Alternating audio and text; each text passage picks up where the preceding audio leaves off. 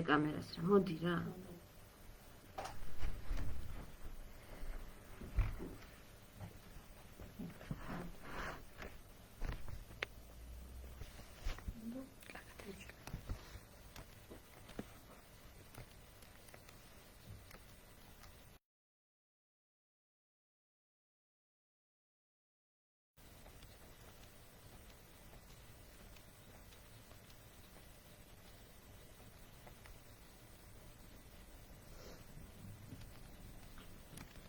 გამარჯობა, დღეს უნდა ვილაპარაკოს, როგორ დავწეროთ CV, სამოტივაციო წერილი და როგორ მოვიქცეთ გასაუბრებაზე.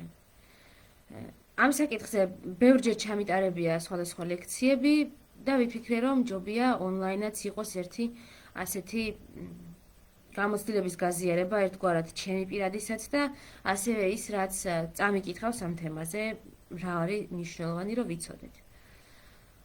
დავიწყებ CV-თ, რა თქმა უნდა, ეს არ არის ამომწურავი, ის, რასაც მე აქ ვილაპარაკებ. შეგიძლიათ კომენტარებში დაწეროთ კითხვები, რომლებსაც აუცილებლად ვუპასუხებ ლაივის დასრულების შემდეგ. ან შეგიძლიათ ასევე დაგუგლოთ ინგლისურად ან ქართულად CV სამოტივაციო წერილი ან CV cover letter and interview. და ბევრ სტატიას ამოგიგდებთ ძალიან. უბრალოდ ეს არის ასეთი მოკლე ექსკურსი, ყველაზე საკვანძო რაც არის CV-თან დაკავშირებით. დავიწყოთ CV-თ. CV არის დოკუმენტი, რომელიც მთელი ცხოვრების მანძილზე შეგვიძლია ვადგინოთ და ანუ ერთი დოკუმენტი გქონდეს და ის შევავსოთ. განსხვავება CV-სა და რეზიუმეს შორის ქართულ რეალობაში და ევროპაში თითქმის არ არსებობს, ერთი და იგივეა CV და რეზიუმე. ამერიკულ რეალობაში რეზიუმე არის უფრო მოკლე, ერთი გვერდი მაქსიმუმ, ორი, ან ერთი ან ორი გვერდი მაქსიმუმ, ხოლო CV არის უფრო ხანგრძლივი დეტალური ბიოგრაფია, მთელი ცხოვრებისეული გამოცდილებებით და ასე შემდეგ. თუმცა ქართულ რეალობაში გავმეორდები და ვიტყვი, რომ ერთი და იგივეა. CV-ს შედგენის დროს ყველაზე მნიშვნელოვანი არის ვიზუალი, იმიტომ რომ სხვადასხვა სტატისტიკური მონაცემებით CV-ებს თავიდან ალბათ 6-დან 10 წამამდე დროს უთმობენ ეგრეთ წოდებული HR-ები, ანუ კადრების სპეციალისტები. რაც ძალიან ცოტაა და რა თქმა უნდა, პირველი შთაბეჭდილება არის ის, თუ როგორ არის ეს CV გაფორმებული. ხო, კიდევ ერთი რასაც ვიტყვი, ალბათ მე მაინც ჩემი გამოცდილებიდან გამომდინარე, ვერ ვილაპარაკებ ბევრს კორპორაციებზე და კომპანიებში რა მოლოდინები არის, განსაკუთრებით გასაუბრებასთან დაკავშირებით, იმიტომ რომ მე დიდად არ მაქვს გამოცდილება კერძო ბიზნესის გასაუბრებებზე ყოფნის და იქ სხვა სპეციფიკა არის ცოტა, რომელზეც ჯობია რომ უფრო გამოცდილ ადამიანებს კითხოთ ამ მიმართულებით. ვიზუალში რას გულისხმობ? არსებობს CV-ს შექმნის სპეციალური ფორმები, ტრაფარეტები, ტემპლეიტები, ეგრეთ წოდებული, მაგრამ ასევე CV შეგვიძლია შევქმნათ Word-ის ფაილშიც, Word-ის ფორმატში, ოღონდ შემდეგ აუცილებლად უნდა გადავიყვანოთ PDF-ში, ეს უფრო პროფესიონალურია, იმიტომ რომ ყველა ადამიანს, ყველა კომპიუტერში შეიძლება სხვადასხვა შრიფტი ჰქონდეს და Word-ში შეიძლება ცუდად გაუხსნათ თქვენი CV, იმიტომ რომ სხვანაირი შრიფტი აქვს და ასე შემდეგ. ამიტომ ჯობია რომ გადაიყვანოთ PDF-ში. რაც შეეხება ვიზუალს, რა არის ხო აქ მნიშვნელოვანი, რომ ერთგვაროვნება იყოს, ხო, მაგალითად ხაზებს შორის დაშორება იყოს ერთი და იგივე, მაგალითად სათაურები კი ცოტა უფრო დიდი შრიფტით შეიძლება გამოვყოთ, მაგრამ იყოს ერთნაირად დიდი შრიფტით, ხო, აბზაცები, ჩამონათვალი, იყოს მთელი CV-ს განმავლობაში ერთი და იგივე. და ამაზე მე გამიჭირდება უფრო დეტალურად ლაპარაკი, იმიტომ რომ უსინათლო ვარ და მე თვითონ ვერ ვთხოვ ხოლმე ადამიანებს, რომ ვიზუალურად გადაამოწმონ, ხომ ერთი და იგივე შრიფტით მიწერია, ხომ ერთნაირი, რავი, დაშორება არის ხაზებს შორის და ასე შემდეგ, ამიტომ ეს ჯობია რომ უფრო მეტად კიდევ შეისწავლოთ. რაც შეეხება იმას, თუ რას ვწერთ CV-ში. ზოგადად როცა ვუგზავნით CV-ს რომელიმე კომპანიას, მისი ის უნდა იყოს მაქსიმუმ 3 გვერდი. 1 ან 2 ჯობია, მაგრამ მაქსიმუმ 3. თუმცა ჩვენთვის, რა თქმა უნდა, იმიტომ რომ შეიძლება მრავალფეროვანი გამოცდილება გქონდეს და თანდათან უნდა დავამატოთ რაღაც გამოცდილებები. ამიტომ ჩვენთვის ნელ-ნელა შეგვიძლია ვამატოთ და ვამატოთ ჩვენს CV-ს. ხო, კიდევ ერთი რაც დამავიწყდა მე თქვა და მნიშვნელოვანია, არის კიდევ ევროპასის ფორმატი, ეს არის ევროკავშირში მიღებული ფორმატი და ეს რომ დაგუგლოთ, ამოგიგდებთ რამდენიმე ტრაფარეთს, რომელშიც შეგეძლებათ და პროგრამას, რომელშიც შეგეძლებათ პირდაპირ ეს ევროპასის CV შექმნათ და მე გადმოიწეროთ, განაახლოთ ხოლმე და ასე შემდეგ. ხო, შესაბამისად, ყოველი ვაკანსიისთვის, როცა CV-ს ვადგენთ, შეგვიძლია ჩვენი ძველი CV-დან ამოვკრიფოთ გამოცდილებები და ავაწყოთ ახალი CV. რატო? ხო, იმიტომ რომ ჩვენი მთლიანი გამოცდილებები შეიძლება იყოს, დავუშვათ, როცა უკვე ბევრს ვაკეთებთ, რამდენიმე გვერდი, რავი, 7, 6, 10 და ამდენს ვერ წაიკითხავენ. ამიტომ აუცილებლად ჩვენ CV-ს აწყობის დროს უნდა ჯერ აწყობამდე უნდა წავიკითხოთ ვაკანსიის აღწერილობა, რას მოითხოვენ, რა სამუშაო გამოცდილებას, რა განათლებას, რა კვალიფიკაციებს, რომ ზუსტად ის გამოცდილებები შევარჩიოთ ჩვენი გამოცდილებების ყუთიდან, ხო, ყულაბიდან, რომლებიც არის აქტუალური, რელევანტური ამ კონკრეტული ვაკანსიისთვის. და საერთოდაც სასურველია, რომ რაც შეიძლება უკეთ შევისწავლოთ ის ორგანიზაცია, სადაც ვაპირებთ მუშაობის დაწყებას თუ გაცვლით პროგრამას თუ რაც არ უნდა იყოს, ნებისმიერ რამე, სტაჟირება იქნება ეს თუ ტრენინგის გავლა და ამის მიხედვით ავაწყოთ. სხვათა შორის საინტერესოა, რომ ინგლისურ ენოვან სამყაროში უკვე არსებობს პროგრამები, რომლებიც CV-ებს ავტომატურად ახარისხებს, ანუ საკვანძო სიტყვების მიხედვით. მაგალითად, ვაკანსიის აღწერილობაში სხვადასხვა მოთხოვნები როცა აქვთ და მოვალეობები, ისინი უყურებენ თქვენ CV-ში არის თუ არა ეს ავტომატურად, იმიტომ რომ ათასობით CV შედით ყოველთვიურად და ჯერ თუ ასეთ რამეს ვერ იპოვიან თანხმედრას ვაკანსიის ტექსტში გამოყენებულ ტერმინებთან, სიტყვათ შეთანხმებებთან, თქვენი CV შეიძლება უბრალოდ ამოაგდონ. ამიტომ ამასაც მიაქციეთ ყურადღება თუ განცხადებაში რას წერენ, ხო, როგორ თანამშრომელს ეძებენ, რა გამოცდილება უნდა გქონდეს, რა იქნება მისი სამუშაო მოვალეობები და ასე შემდეგ. როგორ ვახარისხებთ CV-ში სხვადასხვა გამოცდილებებს? ძირითადად ახლიდან ძველისკენ. ანუ უფრო ახალს ვწერთ პირველად და უფრო ძველს მერე, თანდათან. თუმცა მე მაგალითად თუ რაიმე გამოცდილება არის უფრო მნიშვნელოვანი, მაგრამ უფრო ძველია, შეიძლება გადმოვიტანო უფრო წინა ადგილას, იმიტომ რომ უფრო მნიშვნელოვანია. მაგალითად სიტყვაზე ვამბობ, შეიძლება ის, რომ რამდენიმე წლის წინ დავწერე კვლევა შიშიმოქალთა დასაქმების კუთხით, კონკრეტული ვაკანსიისთვის, მკვლევარის ვაკანსიისთვის მაგალითად, შეიძლება უფრო საინტერესო იყოს, ვიდრე ის, რომ 2019 წელს ვიყავი გაეროში საქართველოს ახალგაზრდობის წარმომადგენელი და ამ შემთხვევაში ეს უფრო ძველი გამოცდილება გადმოინაცვლებს უფრო წინ. ან პირიქით, შეიძლება ზოგიერთი ვაკანსიისთვის ეს უფრო ახალგაზრდობის წარმომადგენლობა უფრო მნიშვნელოვანი და აქტუალური იყოს, ვიდრე მაგალითად ის, რომ შარშან გაეროს განვითარების პროგრამისთვის დავწერე ერთი მოკვლევა შიშიმოპირთა მონაწილეობის შესახებ, ხო? ამ შემთხვევაში ვწერთ, რაც უფრო მნიშვნელოვანია, რაც უფრო მეტად გვინდა, რომ თვალში მოხვდეს ზოგადად დამსაქმებელს, შემრჩევ კომისიას, იმას ვწერთ პირველ რიგში. რაც შეეხება მაგალითად რა კატეგორიები, ანუ რა ინფორმაცია უნდა იყოს CV-ში. რა თქმა უნდა, პირადი ინფორმაცია და საკონტაქტო. პირადში იგულისხმება სახელი, გვარი, ტელეფონი, ელ-პოსტა. ნახეთ, მე არ ვთქვი ასაკი და არ ვთქვი მაგალითად მისამართი. მისამართს, საცხოვრებელი მისამართი. მისამართს თუ არ ითხოვენ, შეგვიძლია რეკომენდაცია არის ესეთი, რომ არ დავწეროთ და იგივე ეხება დაბადების თარიღს, ანუ მაგალითად რაღაც ასაკობრივი ჯგუფისთვის თუ არ არის ესა თუ ის ვაკანსია თუ გაცვლითი პროგრამა ასე შემდეგ, ჯობია რომ არ მივუთითოთ ასაკი, იმისთვის რომ არ გავხდეთ ასაკობრივი დისკრიმინაცია. ასევე არ უნდა მივუთითოთ ოჯახური მდგომარეობა, დაქორწინებული ვართ, თუ არა გვყავს, თუ არა შვილები, სხვა ჩვენზე დამოკიდებული პირები, შინაური ცხოველები და ასე შემდეგ. ეს არ არის საჭირო. ელექტრონულ პოსტას რაც შეეხება, ის რა თქმა უნდა იყოს პროფესიონალური, ჯობია სახელი და გვარი და შემდეგ უკვე ძაღლუკა და რა სერვერზეც გვაქვს. ნუ Mail.ru-სთან დაკავშირებით გვაქვს ჩვენ ქვეყანაში გამოცდილება, რომ არაპოლიტკორექტულია უბრალოდ Mail.ru-ს ქონა. Mail.ru-ს სერვერზე.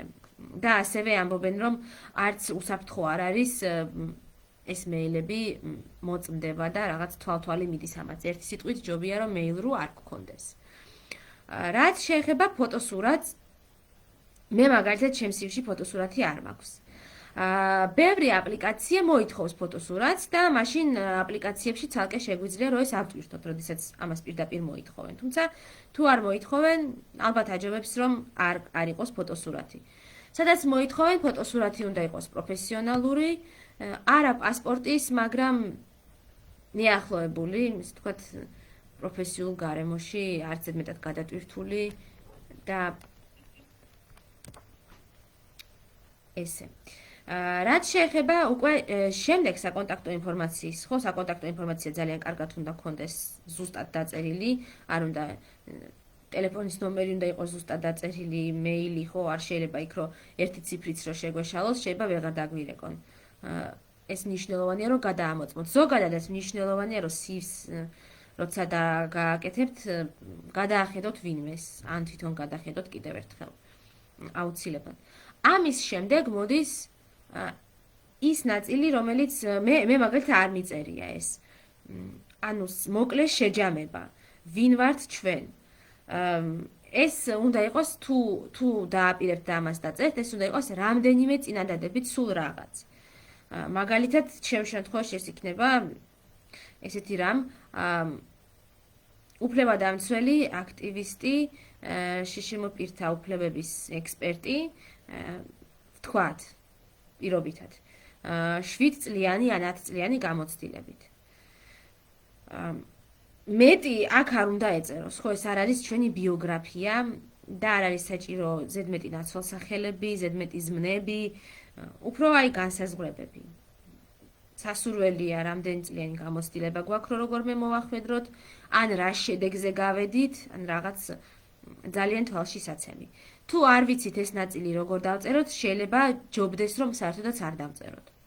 შემდეგ მოდის ისეთი მთავარი ნაწილები CV-ს, როგორიც არის დასაქმება, განათლება, ხო, დასაქმებაში იგულისხმება სამუშაო გამოცდილება, განათლება, ტრენინგები, კონფერენციები, ჯილდოები, სხვა უნარები, რომელშიც შედის უცხო ენები, კომპიუტერული უნარები, ასევე მაგალითად თუ გვაქვს მანქანის ტარების უფლება და სხვა მსგავსი ნებართვები და ასევე შედის ეგრეთ წოდებული soft skills, ანუ რბილი უნარები. მე სიმართლე გითხრათ, ესენი არ მიწერია, მაგრამ არის რეკომენდაცია, რომ შეგიძლიათ დაწეროთ მაგალითად კომუნიკაციის უნარები, ლიდერობა, ადაპტირებადობა, ანუ ახალ გარემოსთან ადვილად შეგუება. ეს უნარები ოღონდ უნდა დასტურდებოდეს რაღაცით. აი მაგალითად სად გამოავლინეთ, რომ ლიდერობის უნარი გაქვთ. შეგიძლიათ თქვათ, რომ 5-კაციანი ან 10-კაციანი გუნდის მართვის გამოცდილება გაქვთ. თუ გაქვთ, რა თქმა უნდა, ეს გამოცდილება. ხო, ძალიან მნიშვნელოვანია კიდევ ხშირად არის რეკომენდატორები საჭირო. ესეც თუ მოითხოვს აპლიკაცია, მაშინ აუცილებლად უნდა მიუთითოთ. თუ არ მოითხოვს, შეგიძლიათ მიუთითოთ, შეგიძლიათ არა. მაგრამ აქ კიდევ ერთი მნიშვნელოვანი რამ CV-ს დროს და CV-შიც და სამოტივაციო წერილში გასაუბრებაზე ყველგან პრინციპში არის რომ არ მოვიტყუოთ და არ გადავაჭარბოთ ჩვენს უნარებს, იმიტომ რომ შეიძლება უცებ უხერხულ მდგომარეობაში აღმოჩნდეთ, იმიტომ რომ შეიძლება გადაამოწმონ ჩვენი უნარები. ასევე რეკომენდატორების ზუსტი საკონტაქტო უნდა მივაწოდოთ, იმიტომ რომ მართლაც შეიძლება ვიღაცამ მოინდომოს და მიწეროს ან დაურეკოს თქვენს რეკომენდატორს. ზოგ შემთხვევაში შეიძლება ღირდეს კიდეც მაგალითად სოციალური მედიის პროფილი, ოღონდ არა Facebook-ის, არამედ ბლოგი თუ გაქვთ, YouTube-ი, ან LinkedIn-ზე თუ გაქვთ პროფესიული პროფილი, რომელიც არის განახლებული და კარგად შევსებული და არა მიგდებული ბრჭყალებში, შეგიძლიათ ესეც მიუთითოთ. სოციალურ მედიაში. ხო, რაც შეეხება დავიწყოთ ახლა განათლებით და სამუშაო გამოცდილებით.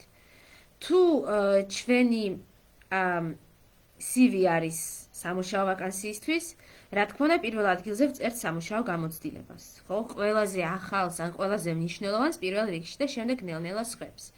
ვუთითებთ ორგანიზაციას, ჩვენს თანამდებობას, ასევე თუ არ არის ცხადი რა მოვალეობებს, მაგალითად მიმტანი როცა ხართ, ხო, რესტორანში ან სასტუმროში, ცხადია, ხო, მიმტანის მოვალეობები ზოგადად ცნობილია. ან თუ ხართ სიტყვაზე ექიმ პედიატრი ან ოჯახის ექიმი. ხო, უკვე ცხადია, კომპანიებმა იციან რას ნიშნავს ოჯახის ექიმი, ხო, რომლებიც ეძებენ შესაბამის კადრს. მაგრამ როდესაც ესე ცხადი არ არის, აი მაგალითად საჯარო სამსახურში არის სიტყვაზე პირველი რანგის სპეციალისტი ან მეორე რანგის უფროსი სპეციალისტი, ხო, რას ნიშნავს ეს? თუმცა საჯარო სამსახურში ეს იციან. მაგრამ საჯარო სამსახურიდან როცა კერძოში გადადიხართ, სასურველია რომ მიუთითოთ კონკრეტულად რას აკეთებდით. ხო, როგორც ამა თუ იმ რანგის სპეციალისტი, უფროსი სპეციალისტი თუ მთავარი სპეციალისტი, ხო, კონკრეტული მოვალეობებით საინტერესოა. ზოგ შემთხვევაში, როცა ეს მოვალეობები არ არის ცხადი, ასევე შეიძლება საინტერესო იყოს თქვენი მიღწევები. ისეთი მაგალითი იყო, რომ გაყიდვების მენეჯერი თუ იყავით, მაგალითად ბევრი თანხის მობილიზება თუ შეძელით თქვენი გაყიდვებით, ეს უნდა მიუთითოთ რა თანხის მობილიზება შეძელით, ან რა მასშტაბის ბიუჯეტებს მართავდით სოციალურ მედიაზე დაუშვათ. თუმცა ეს ყველაფერი უნდა იყოს ძალიან მოკლედ. არ წერთ სრულ წინადადებებს, მაგალითად მე ვიყავი თარჯიმანი, ვაკეთებდი ამას და ამას, ესე არა. უბრალოდ მაგალითად წერთ უბრალოდ თარჯიმანი, კვლევის ავტორი დაუშვათ, ხო, გაეროს განვითარების პროგრამა, კვლევის ავტორი, შეზღუდული სიტუაციური ანალიზი, შეზღუდული შესაძლებლობის მქონე პირთა უფლებების მდგომარეობის შესახებ, შეშემა პირთა ჩართულობა გადაწყვეტილების მიღების პროცესში. და თარიღები, ხო, როდიდან როდემდე მუშაობდით. კიდევ ერთხელ, ხო, ანუ ქვემდებარე და შემასმენელი არ გვაქვს, არც ზმნა და არც ნაცვალსახელი წინადადებაში. იმიტომ რომ CV არის ის, რომ რაც შეიძლება მოკლედ აღწეროთ რაღაც. დეტალებზე უფრო სამოტივაციო წერილში შეგვიძლია რომ კონცენტრირდეთ. თუ ჩვენი CV არის უფრო მეტად განათლებისთვის, მაგალითად სამაგისტრო პროგრამისთვის ტვირთავთ, მაშინ ალბათ ჯობია რომ განათლება გაუშვათ პირველ პლანზე. ოღონდ აქაც განსაკუთრებით თუ გვაქვს მაგალითად წარჩინებით დამთავრებული რამე ან ბევრგაცვით პროგრამაში მიგვიღია მონაწილეობა ან ასე შემდეგ, ეს შეგვიძლია გამოვყოთ პირველ ადგილს. თუმცა ეს შეგვიძლია ასევე განათლებაზე ხაზი გავუსვათ და პირველად გავუშვათ პირველ რიგში იმ შემთხვევაში თუ არ გვაქვს სამუშაო გამოცდილება ძალიან ისეთი მდიდარი და მრავალფეროვანი. ასევე სამუშაო გამოცდილება ჩვენ შეგვიძლია ჩავანაცვლოთ სტაჟირებით და მოხალისეობით. რაც ასევე გამოცდილებები, აქაც ისევ და ისევ, ხო, ვუთითებთ ჩვენს თანამდებობას, ორგანიზაციას, ზოგად მოვალეობებს, ან მიღწევებს და თარიღებს. მე მაგალითად ხშირ შემთხვევაში ორგანიზაცია მიწერია პირველ ადგილზე და მერე თანამდებობა. იმიტომ რომ დასაქმებლისთვის შეიძლება უფრო საინტერესო იყოს სად ვმუშაობდი. თუმცა სფეროს გააჩნია.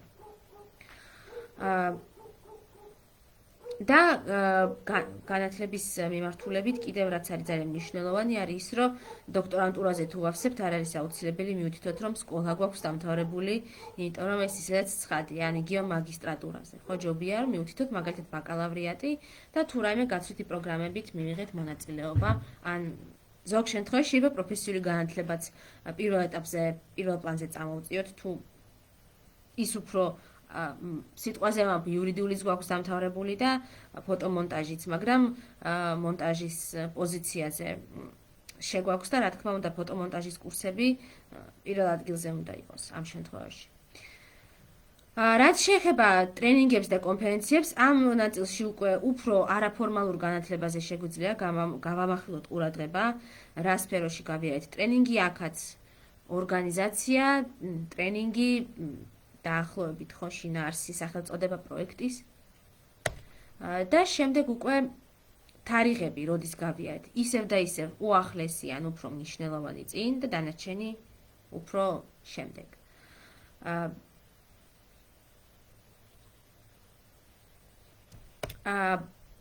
შემდეგ გადავდივართ ასევე კონფერენციებში და ნაწერ პუბლიკაციებში შეგვიძლია თუ გვაქვს რამე აკადემიური ნაშრომები თუ სადმე გამოვსულვართ სიტყვით სტატიები თუ გვაქვს გამოქვეყნებული მაგალითად რომელიმე სამეცნიერო ჟურნალში შეგვიძლია ეს აუცილებლად მივუთითოთ.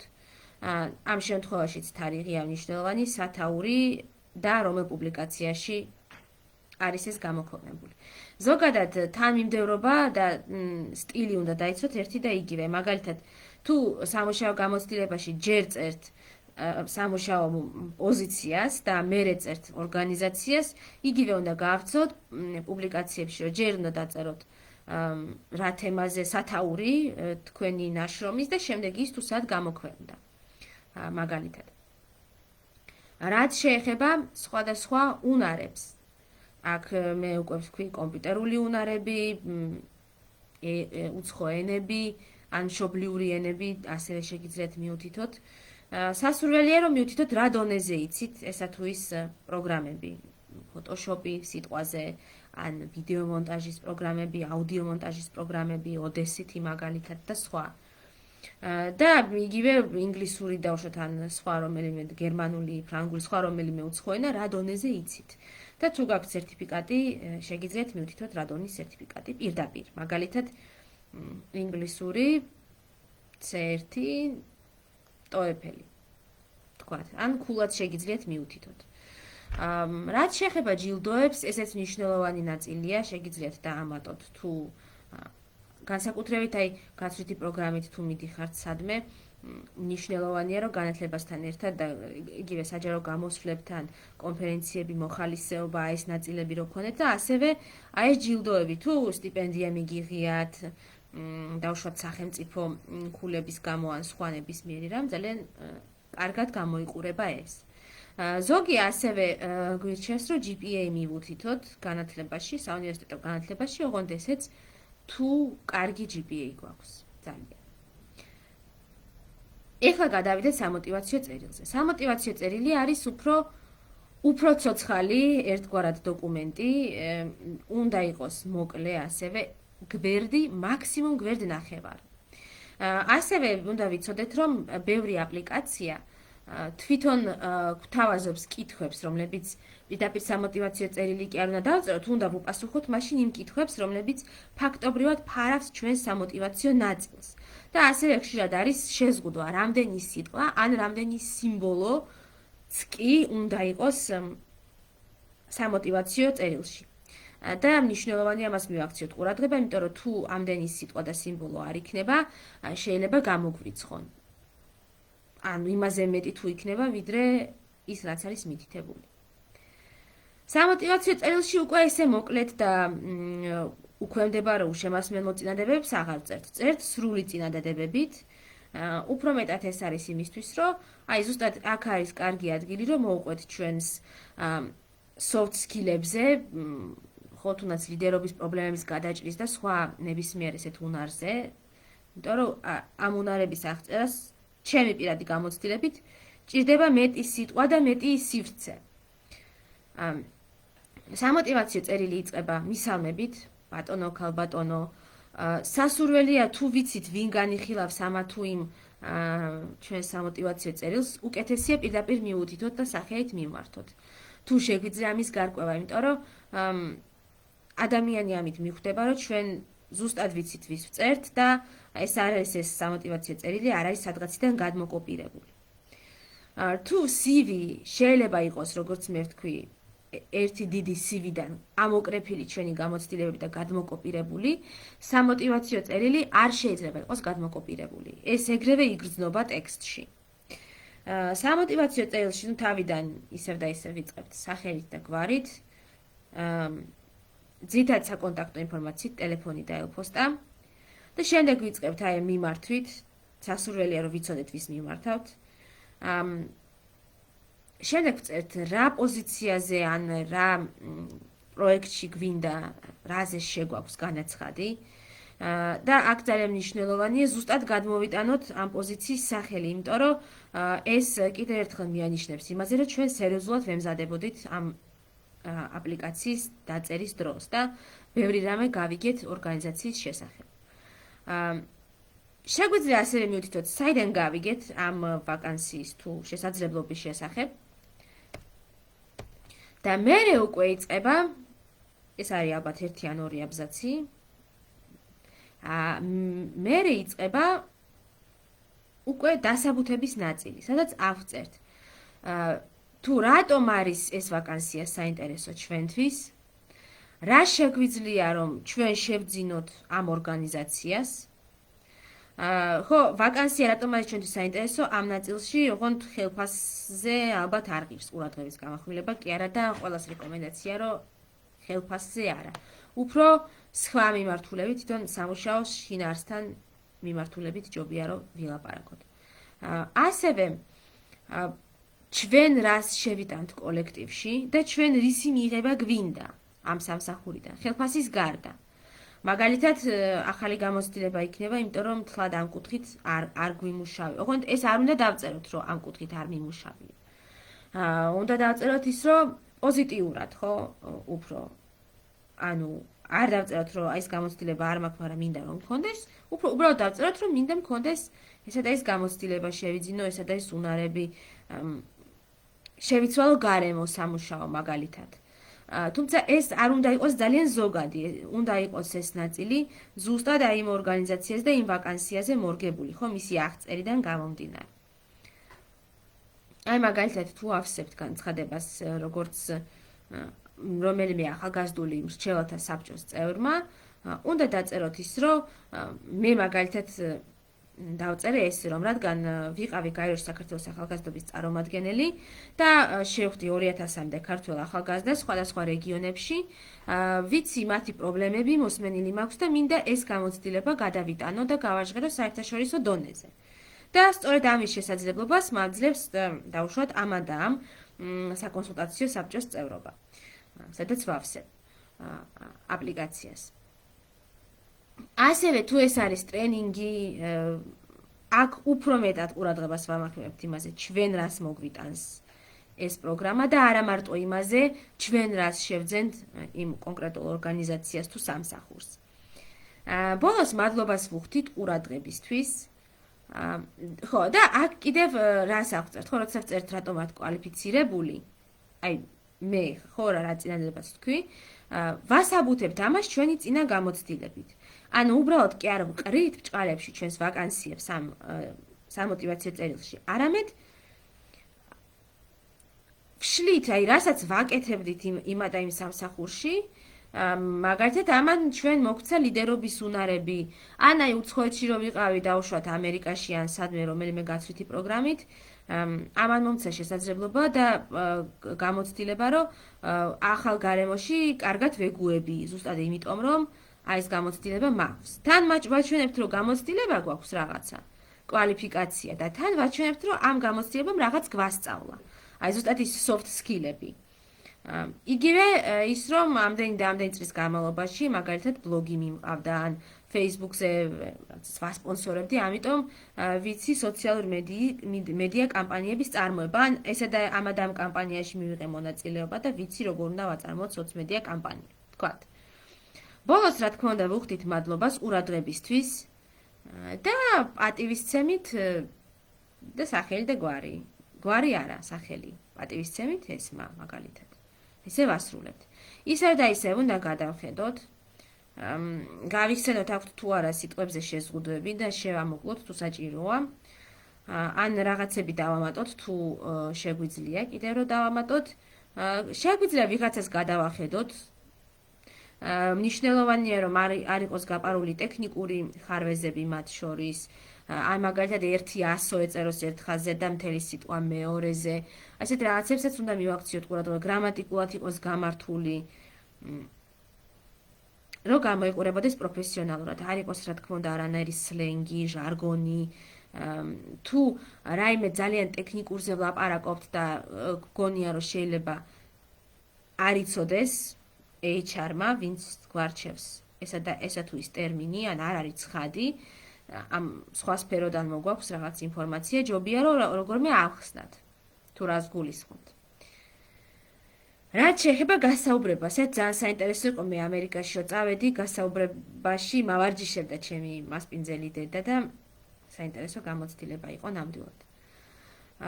გასაუბრების დროს ზოგადად ეს არის დრო იმისთვის, რომ სამოტივაციო წერილში ან სივში რაც არ ჩანს, რომ რეალობაში ადამიანი გაიცნო და დაინახო, ხო? ან წერილობით შეიძლება ადამიანმა თავი ისე ვერ გამოკვეთოს.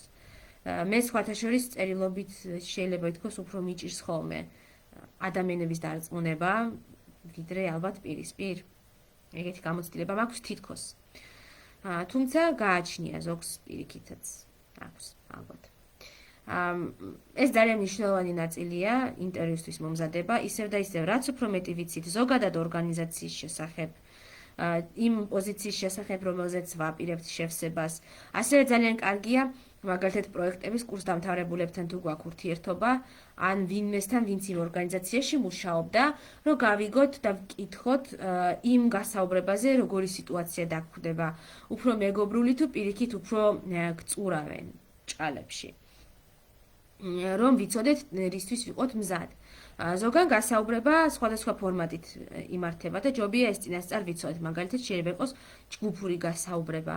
მაგალითად მომავალ ლიდერთა გაცვლით პროგრამაში გასაუბრებამდე იყო ადრე, ჩემ დროს ყოველ შემთხვევაში, ჯგუფური თამაში, სადაც 15-20 ახალგაზრდა ფინალისტი ერთად ვიყავით და რაღაც სიტუაციას გვაძლევდნენ და ამ სიტუაციას ვერ გებოდით და გადაჭრის გზებს ვფიქრობდით. იმის თქვა მინდა, რომ ასეთი საკითხები ჯობია წინასწარ ვიცოდეთ, რომ უფრო განვეწყოთ. დაახლოებით რამდენი ხანს გრძელდება გასაუბრება, ესეც რომ ვიცოდეთ.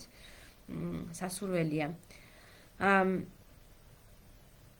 სხვადასხვა კითხვები შეიძლება დაისვას, მაგრამ კითხვებამდე მნიშვნელოვანია, რომ როგორი ჩაცმულები მივედით. აქაც ისევ სხვადასხვა ვარიანტებია, ხო გააჩნია რა სფეროში მივდივართ, მაგალითად თუ უფრო აკადემიურ და ესეთ პროექტზე მივდივართ, სასურველია რომ უფრო პროფესიონალურად ვიყოთ ჩაცმული, პროფესიონალურად და არა საზეიმოდ, ხო, ეს განსხვავებაც არსებობს.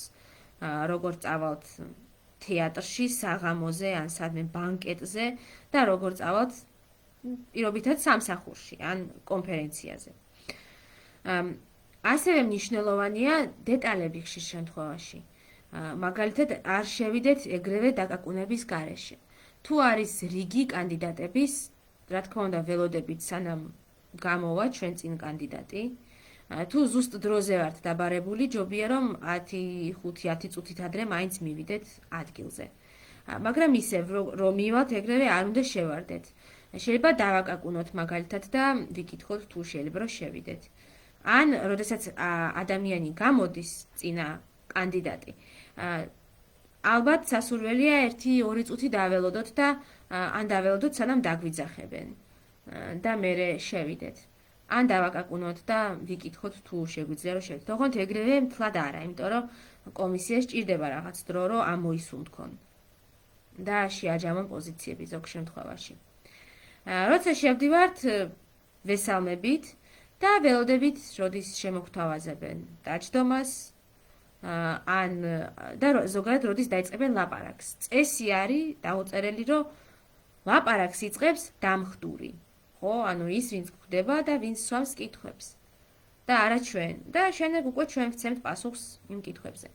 ზოგიერთ კითხვაზე პასუხი მზად უნდა გქონდეს. მაგალითად, ესეთი ზოგადი კითხვები არსებობს, ხო? მოყევით თქვენ შესახებ, რა გინდათ რომ იცოდეს დამსაქმებელმა და შემრჩევა კომისიამ, ის უნდა მოყვეთ. რატომ გსურთ ამ ვაკანსიაზე თუ პროექტში მონაწილეობა, რას მოგცემთ ეს პროგრამა, ესეთი რაღაცები უნდა წინასწარ მოიფიქროთ და 1-დან 2 წუთამდე უნდა შემოიფარგლოთ პასუხის დროს დაახლოებით. ხომ მნიშვნელოვანია რომ მაგალითად მაგიდაზე არ დავაწყოთ იდაყვები, არ დავეყრდნოთ. და შესაბამისად იდაყზე არ დავდოთ მერე ლოყა, ესე არ მივეყრდნოთ მაგიდას. და ძალიან მაგიდაში ჩამჯდარი არ ვიჯდეთ, ხო? რაღაც დისტანციაც დავიცვათ შემრჩევ კომისიასთან მიმართებაში. თუ ვიღაცას დაურეკა, ჩვენ სასურველია რომ ტელეფონი გამორთოთ, ან ხმა გავუთიშოთ. თუ კომისიიდან დაურეკეს ვინმეს, სასურველია ვაჩვენოთ, რომ ყურადღება მოვადუნეთ ცოტა და არ ვუსმენთ, ესე ვთქვათ, რას ლაპარაკობენ დიდად და არ ვართ ჩართულები. ცოტა ესე მივბრუნდეთ რაღაცნაირად, მივანიშნოთ, ხო? ეს არავერბალური კომუნიკაცია ზოგადად ძალიან მნიშვნელოვანია.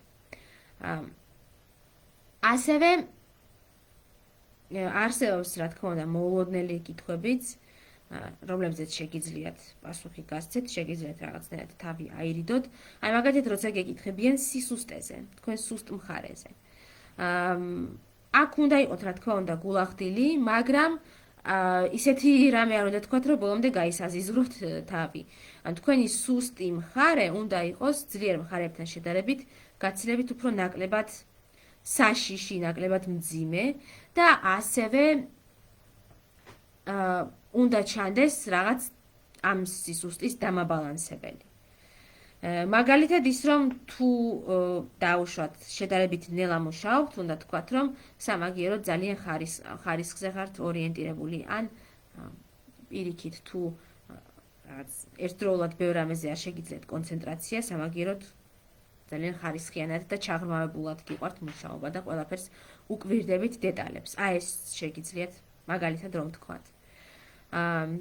როდესაც გეკითხებიან ბოლოს ხომ არ გაქვთ რაიმე კითხვები, შეგიძლიათ თქვათ რომ არ გაქვთ, შეგიძლიათ იკითხოთ რამე, ოღონდ ეს არ უნდა იყოს ის, რაც უკვე წერია განაცხადში.